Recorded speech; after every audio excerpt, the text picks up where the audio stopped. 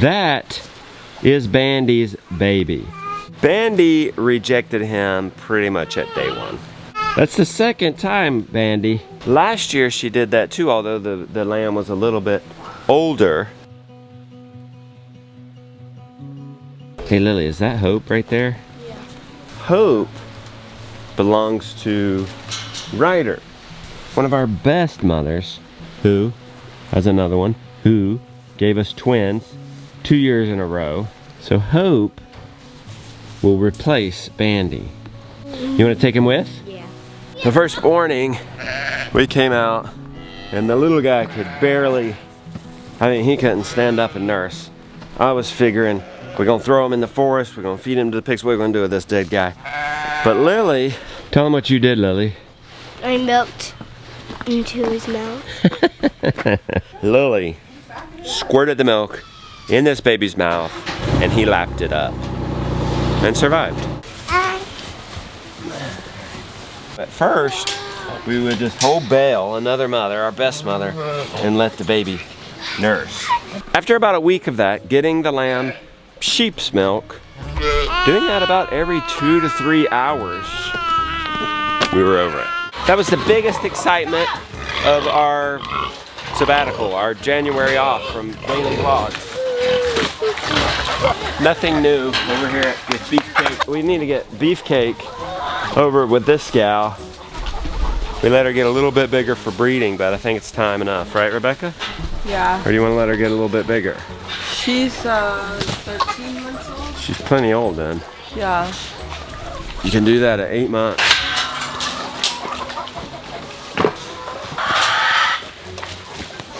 Here, Jonah, you might grab that pink pig board. You can direct it.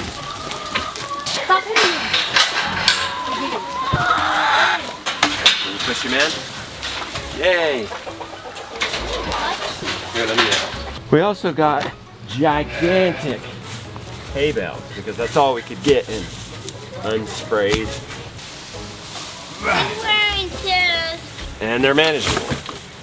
If you know anything about lambs and you've been watching the vlog, you might be saying, well, wait, how do you even have lambs January 1st? Well, that's what I was asking January 1st. Because if you do the math, sheep take 5 months pregnancy. We put Nacho in October. We have babies 2 months later. Yeah, that's not supposed to happen. Don't like it. What was supposed to happen was Nacho was to breed them in October. We're supposed to have babies in March. And these guys would have been there with the sheep. But because we got lamb babies, we had to do some shuffling, get the big heifers out. We put them in our stall here in the front of our house. Well, what do we do with the ram? We don't need him. And the bullette.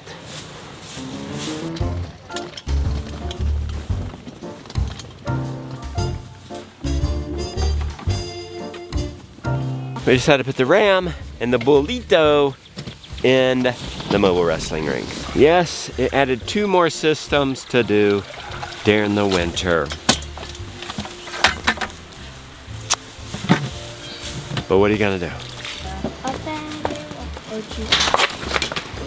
And now, all the sheep are all happy by themselves in their own quarter. Of course, they do have autumn still. Technically, I guess we did have to add another system because we had a flurd. We just had the cow, the flock and the herd together, a flurd. And we then had to separate them because we had little ramlets with that big guy. And not that he would be mean to them, I just thought maybe he would accidentally step on them.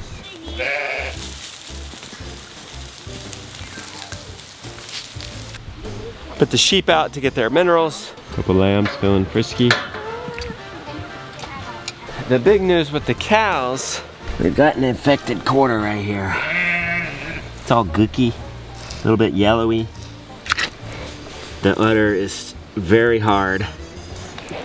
We got some Synergy animal products, love the stuff. First we did a round of Celex Gold injection.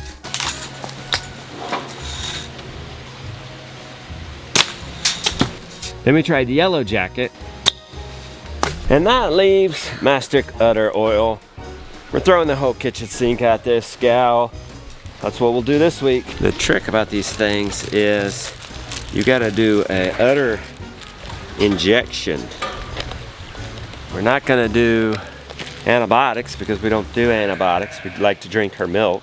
Don't know for sure that it's an infection.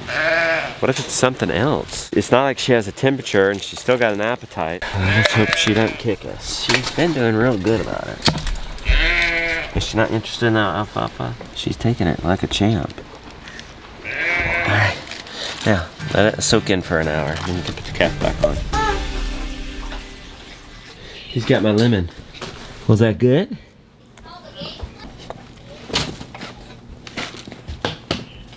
How's he doing that without squinting? Alright, give me my lemon. Thank you. Rebecca also got a new pillow in case she gets nervous if I'm outside and I'm not around. She can hold it. You want to hold it? You want to hold your pillow? I actually bought the pillow because I thought it would be funny to put on the podcast set. Justin vetoed it. This little guy, eating quite a bit more. Yeah. Solid food. Here you go. I ordered a new. Good boy.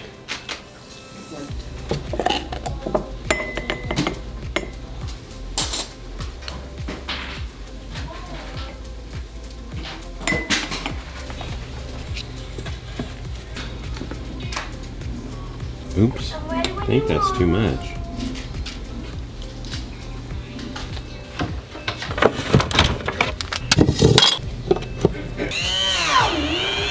Have leftover Dutch babies, and Rebecca fried up some apples for them. I made some whipped cream, although I don't think I needed to whip that cream.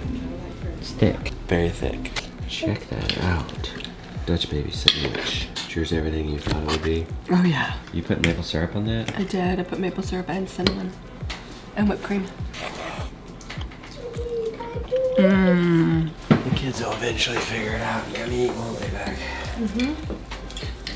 Oh my, look at this. Just, you gotta, she follows you around. There's a lame baby in the house with a pink kerchief on him. What are you doing, Lily? No, Ted. No. Getting him his lunch. Many of y'all may remember last May we went and helped a family, the McLam family. He was actually, Dan, would you show a clip of that from Rooted? We actually did a Rooted episode 6 was about that. He was working one day and he had to step away because he was ill. We took him to the emergency room that had the shortest wait time. So I'd go in for a scan, and then they say, you have cancer. Like, this is cancer.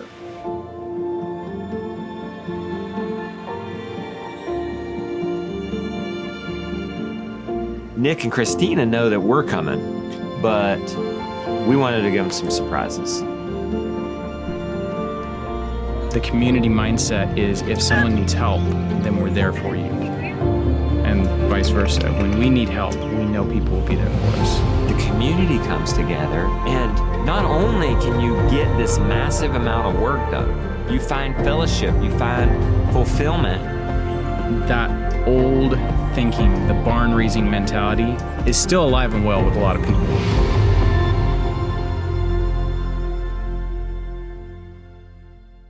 At that time, the story was he was in remission of cancer, and it was kind of a happy ending to Rooted 6. But now, what, 6, 7, 8 months later, the story's different. His cancer returned. He had clear scans after we had visited them last May, and then he started having some symptoms. They went in, did some more testing, and they found out that his cancer was back, and so they started doing chemo again. And I just saw that she updated again, and basically he is being sent home with hospice care, given about 6 weeks to live. They actually got pregnant last year. At the end, they had kind of talked about it, and then it happened. So they'll expect with- this baby is it before? No, so the We're baby not is good to not see the due baby. until May. Okay. So they, most likely, if things progress as the doctors think, you know, this child will never get to meet him, which is incredibly sad. I mean, the whole situation is just so sad and tragic. So our heart just really goes out to them. They still have a GoFundMe up, and if you feel led in your heart to give to them, please do. I'll leave a link for that down Yeah. in the description. And so there's not a lot we can do. Hopefully alleviating some financial physically, stress. yeah. Yes.